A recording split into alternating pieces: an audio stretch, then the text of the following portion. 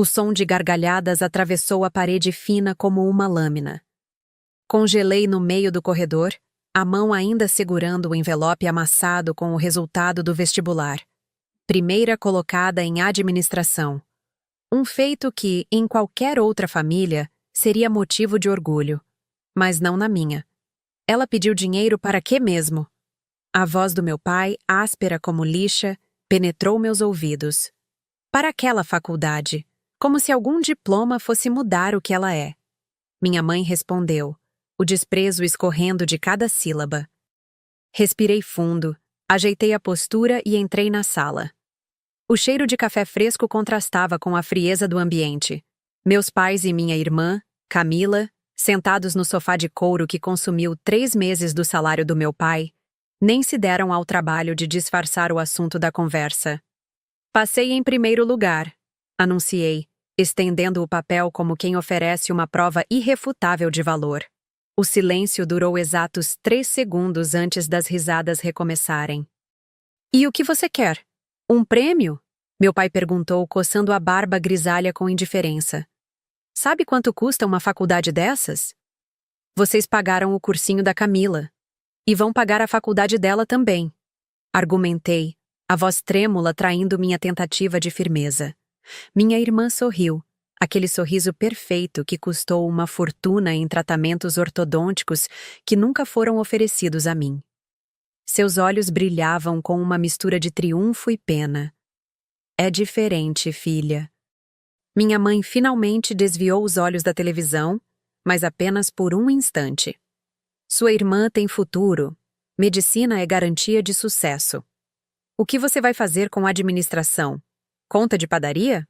Para isso nem precisa de faculdade. As palavras atingiram meu peito como pedras.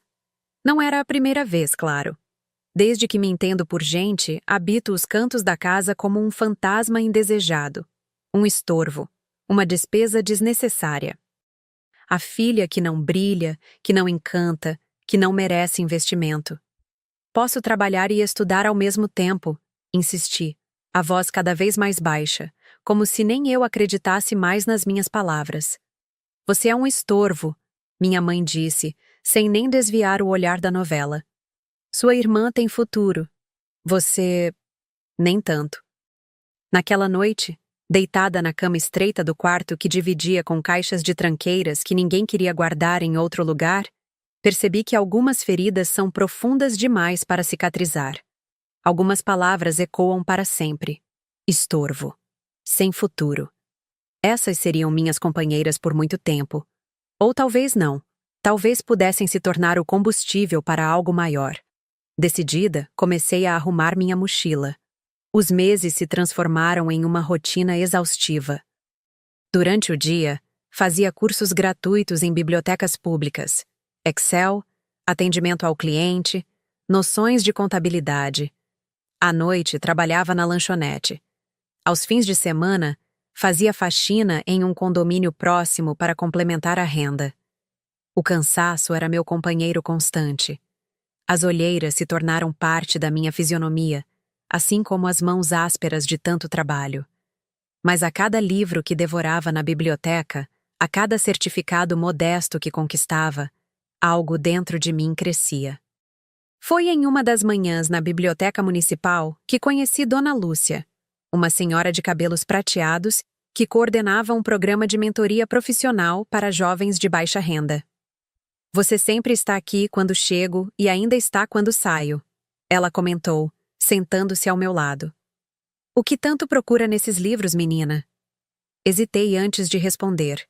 Não estava acostumada a interesse genuíno. Um futuro, respondi simplesmente. Dona Lúcia me observou por alguns instantes, como se pudesse ver além das minhas roupas simples e do meu cansaço evidente. Temos uma vaga de assistente administrativa na ONG onde trabalho. O salário é modesto, mas oferecemos bolsas de estudo para cursos técnicos. Interessada?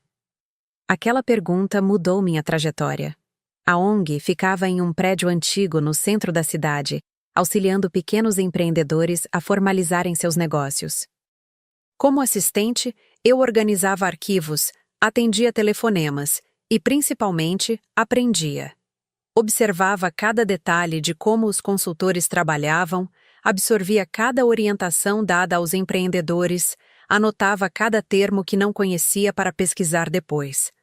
Após 6 meses, consegui uma bolsa para um curso técnico em administração.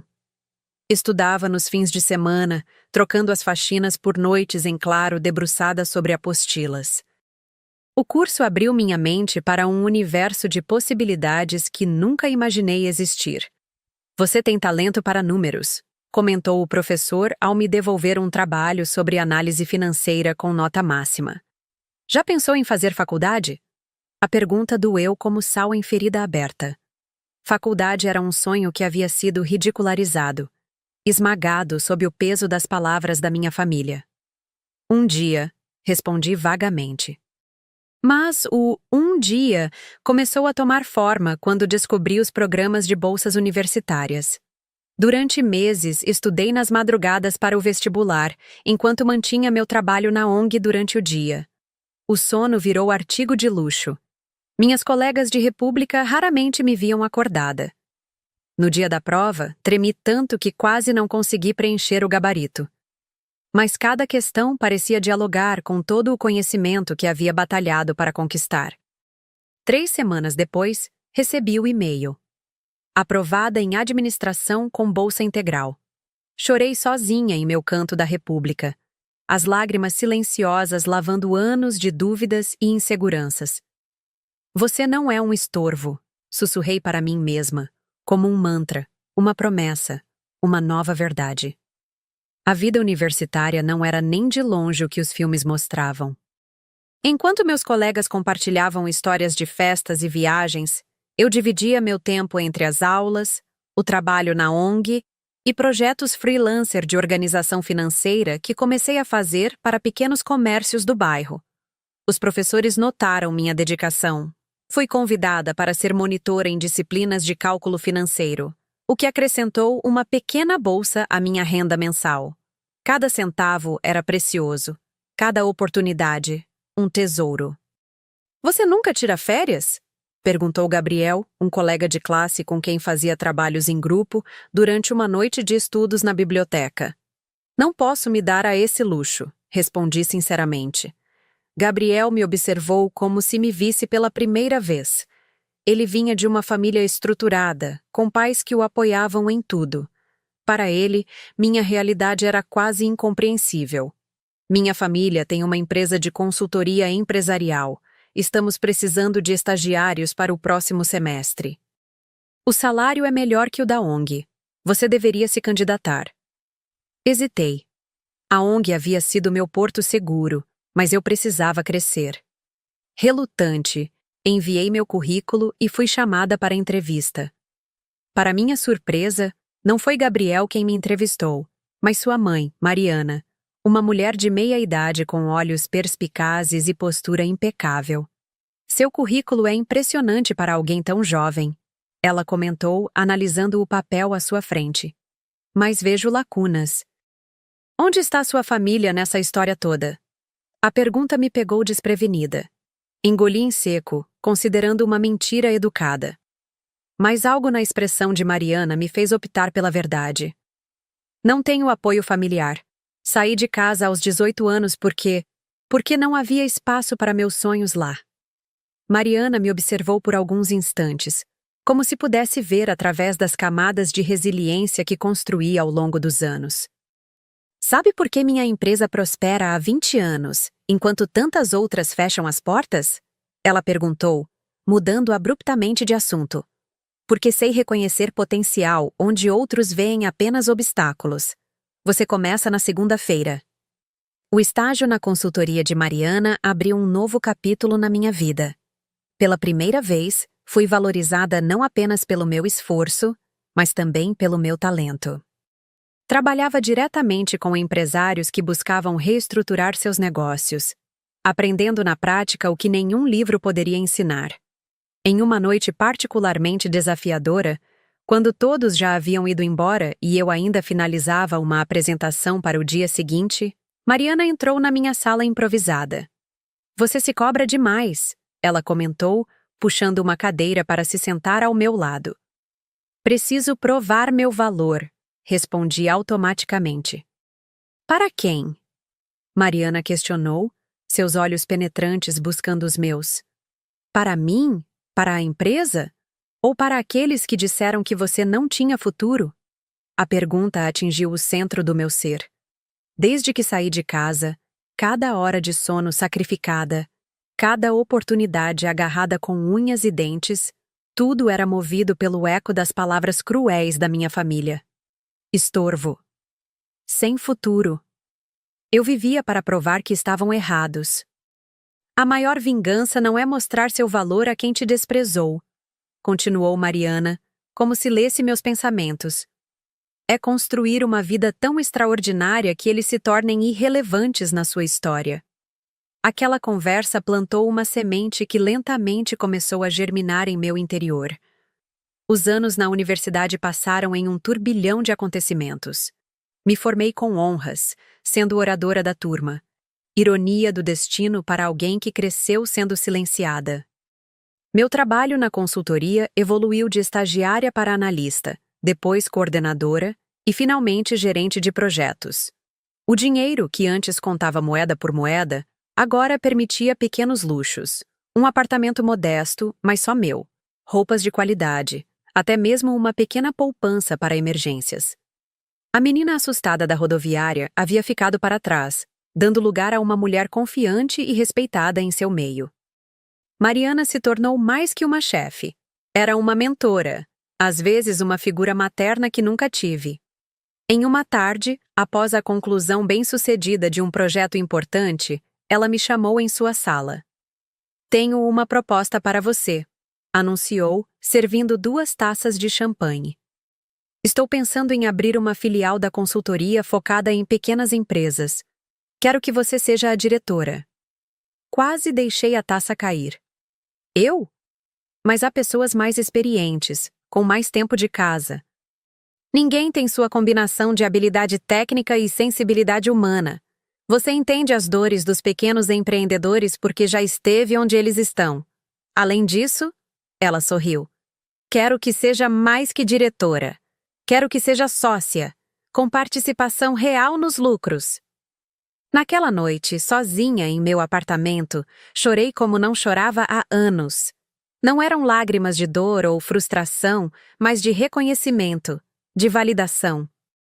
Pela primeira vez, alguém não apenas acreditava em mim, mas apostava em meu potencial. A filial prosperou sob minha liderança.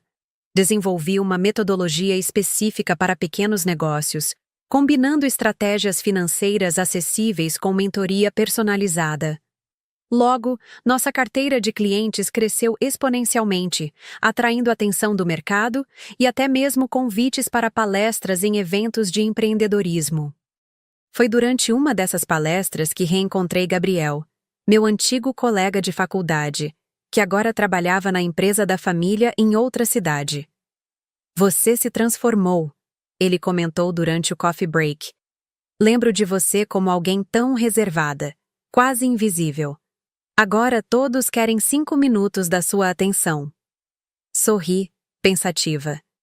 Eu sempre estive aqui, Gabriel. A diferença é que agora os outros conseguem me ver. Nossa conversa foi interrompida por um telefonema de Mariana.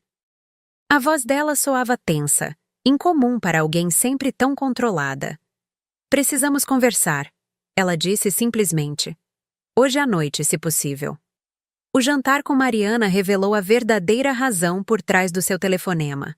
Ela havia sido diagnosticada com uma doença degenerativa e precisava reduzir drasticamente seu ritmo de trabalho. E havia tomado uma decisão que mudaria minha vida para sempre. Quero que assuma o controle total da empresa, anunciou, empurrando uma pasta com documentos na minha direção. Não apenas a filial, mas todo o grupo. Mas, e seus filhos? Questionei atônita. Gabriel e sua irmã sempre estiveram envolvidos nos negócios da família. Eles têm seus próprios caminhos. Além disso, ela sorriu com uma mistura de carinho e determinação. Ninguém conhece esta empresa como você. Ninguém a ama como você. Os meses seguintes foram de transição intensa.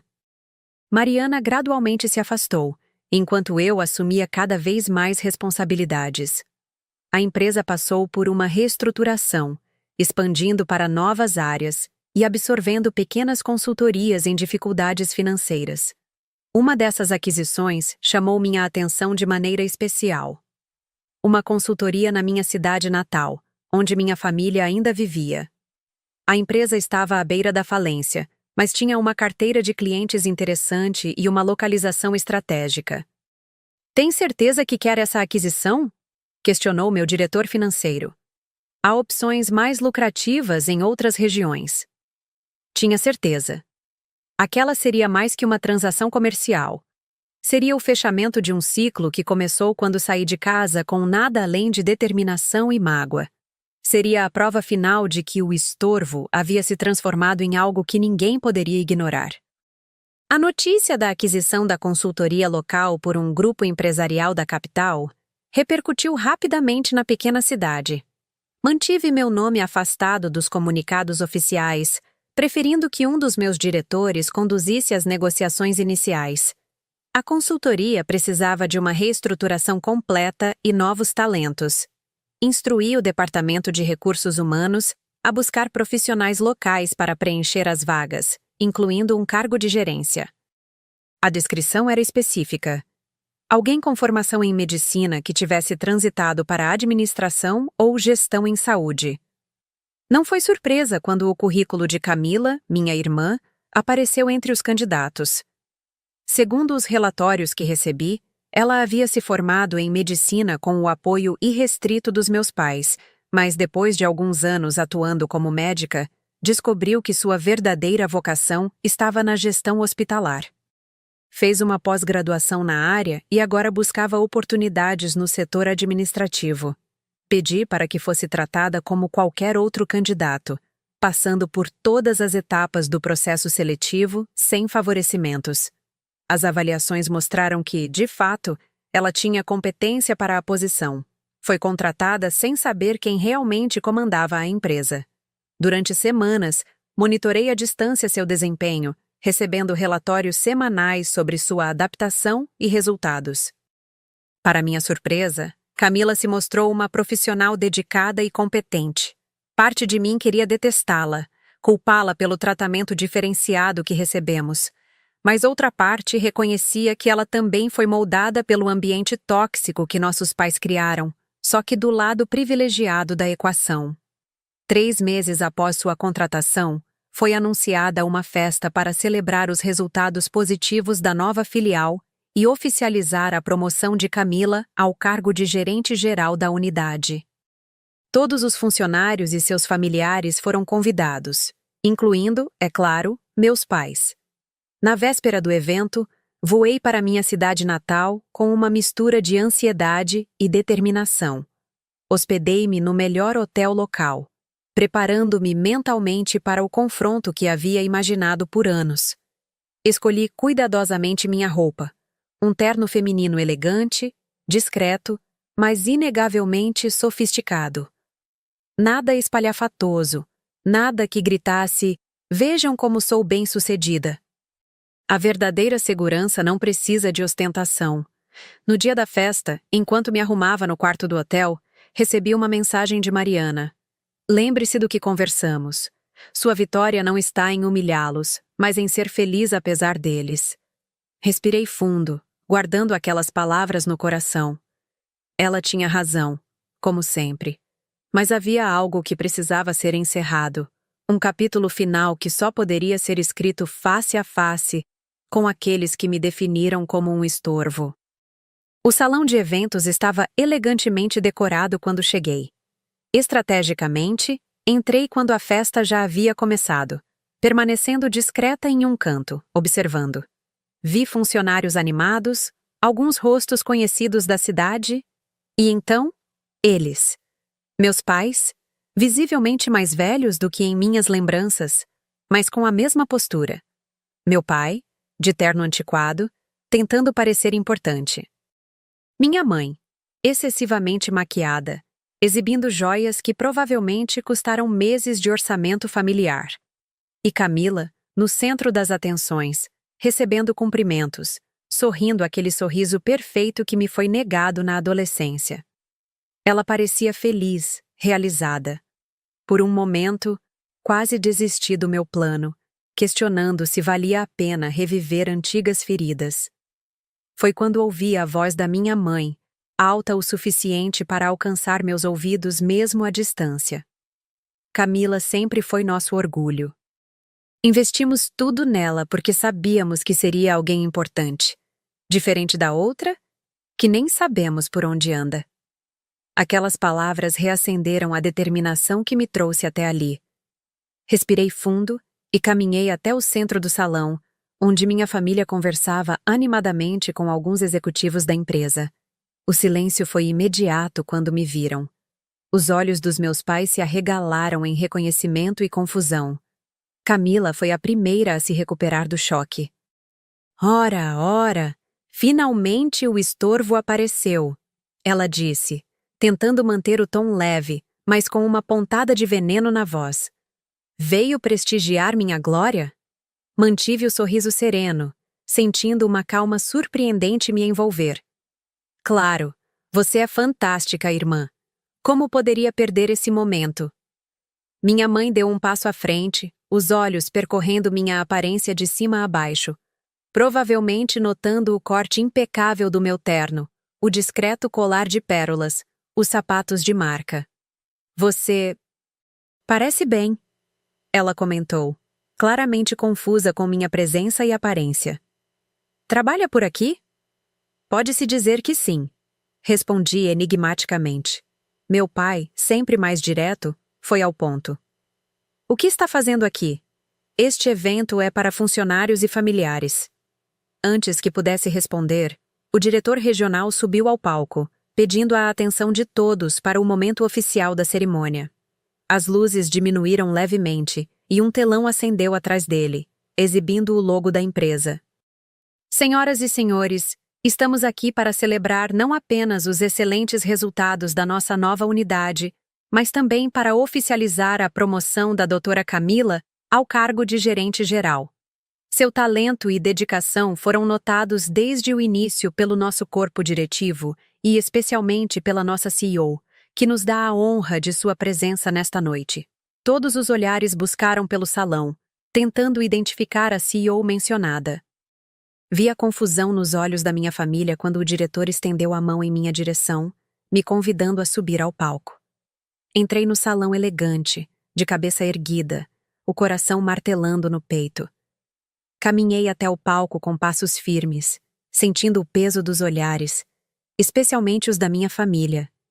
Peguei o microfone oferecido pelo diretor, observei o salão por alguns instantes e finalmente permiti que meu olhar repousasse sobre os rostos atônitos dos meus pais e irmã. Boa noite a todos. Como muitos já sabem, nossa empresa tem como filosofia valorizar talentos independentemente de onde venham. Acreditamos que o verdadeiro potencial muitas vezes está onde ninguém procura. Fiz uma pausa estratégica, meus olhos nunca deixando os da minha família. Por isso tenho o prazer de propor um brinde à nova gerente, da minha empresa. Sejam todos muito bem-vindos.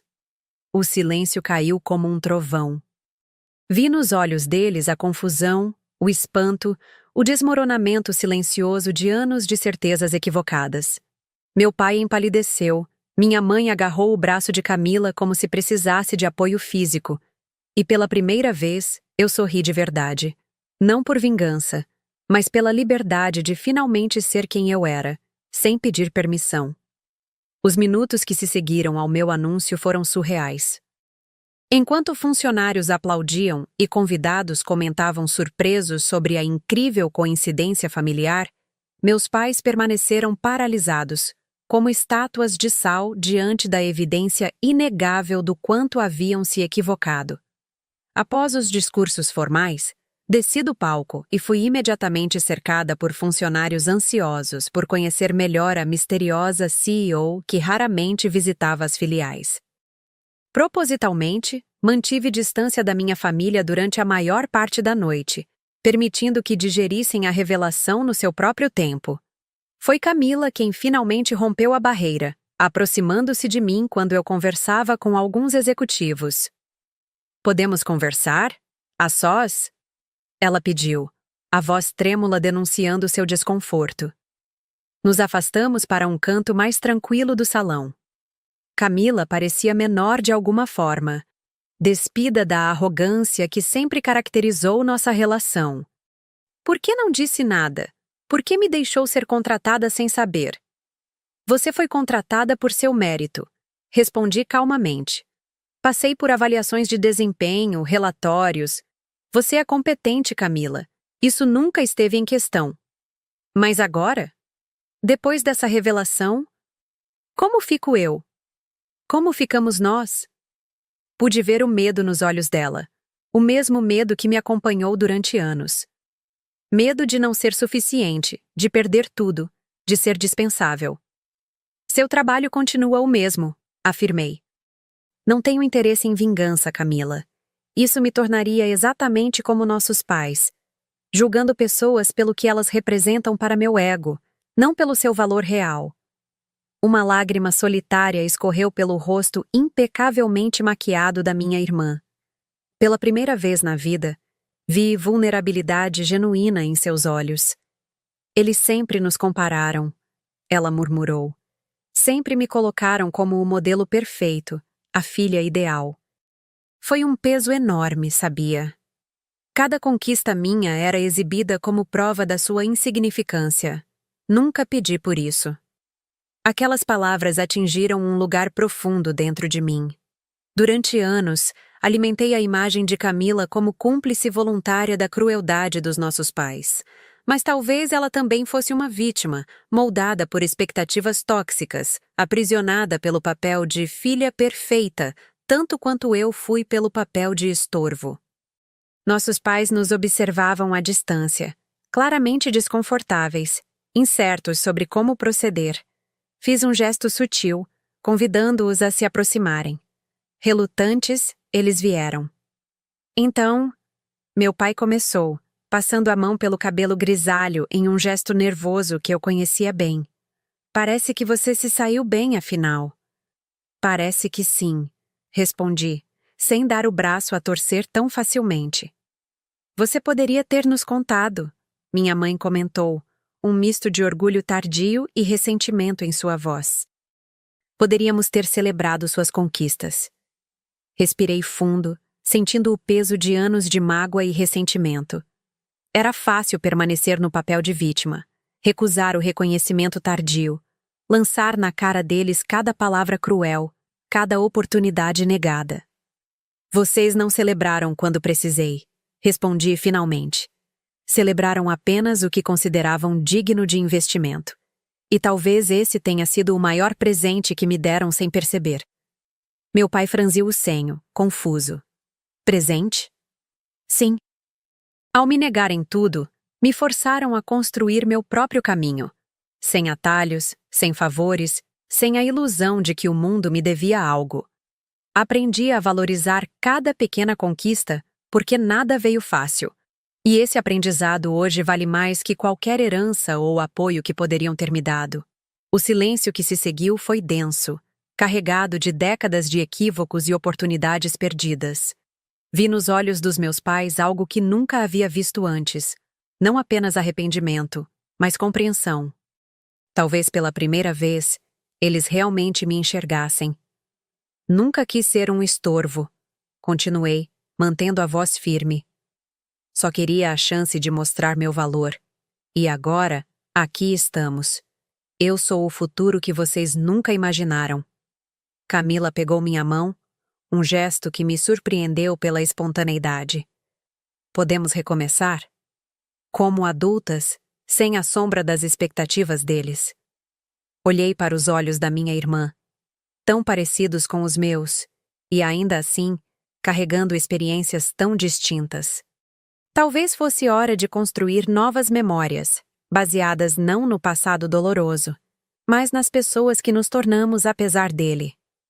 Podemos tentar, respondi, sem promessas grandiosas, apenas a abertura sincera para possibilidades. O resto da noite transcorreu em uma estranha dança de reconexões cautelosas. Apresentei Camila formalmente à minha equipe executiva, destacando suas habilidades e potencial. Conversei brevemente com meus pais sobre a empresa, respondendo suas perguntas com um profissionalismo cortês, sem intimidade, mas também sem hostilidade. Quando a festa chegou ao fim, me despedi de todos com a promessa de retornar em breve para acompanhar os progressos da filial. No estacionamento, enquanto aguardava meu táxi, minha mãe se aproximou sozinha. Nunca imaginei, ela começou, a voz trêmula. Nunca pensei que você chegaria tão longe. Esse foi exatamente o problema, respondi suavemente. Vocês nunca imaginaram. Nunca viram além do que esperavam ver. Ela abaixou a cabeça, absorvendo o peso daquelas palavras. Quando levantou os olhos novamente, havia lágrimas não derramadas. Estou orgulhosa de você. Sei que não mereço dizer isso, mas estou. O táxi chegou, poupando-me de responder. Entrei no veículo com um breve aceno de despedida, sentindo um estranho alívio. Não havia perdão completo. Algumas feridas são profundas demais para cicatrizar inteiramente. Mas havia algo novo, um espaço onde antes só existia dor. De volta ao hotel, sentada na varanda do quarto olhando as luzes da cidade que um dia abandonei, percebi que a verdadeira libertação não estava em provar meu valor aos meus pais. Estava em finalmente compreender que seu julgamento nunca definiu quem eu realmente era. Peguei meu telefone e liguei para Mariana. Apesar do horário, ela atendeu no segundo toque. Como foi? Perguntou simplesmente. Diferente do que imaginei, respondi. Menos dramático, mas libertador. E agora? Refleti por alguns instantes antes de responder. Agora continuo construindo. Não contra eles, não para eles, apenas por mim. Mai. Após desligar, abri meu laptop e comecei a trabalhar em um novo projeto que vinha planejando há meses. Um programa de mentoria para jovens em situação de vulnerabilidade, oferecendo não apenas bolsas de estudo, mas acompanhamento personalizado e oportunidades reais de crescimento profissional. Chamaria Projeto Estorvo. Uma reclamação do termo que um dia me feriu, transformando-o em símbolo de superação e possibilidade. Porque às vezes, o que os outros consideram descartável é exatamente o que tem o maior potencial de transformação. A história do estorvo que se tornou futuro não terminava naquela noite de confronto e reconexão. Era apenas um capítulo de uma jornada contínua. Uma jornada de construção, não apenas de uma carreira bem-sucedida, mas de um legado significativo.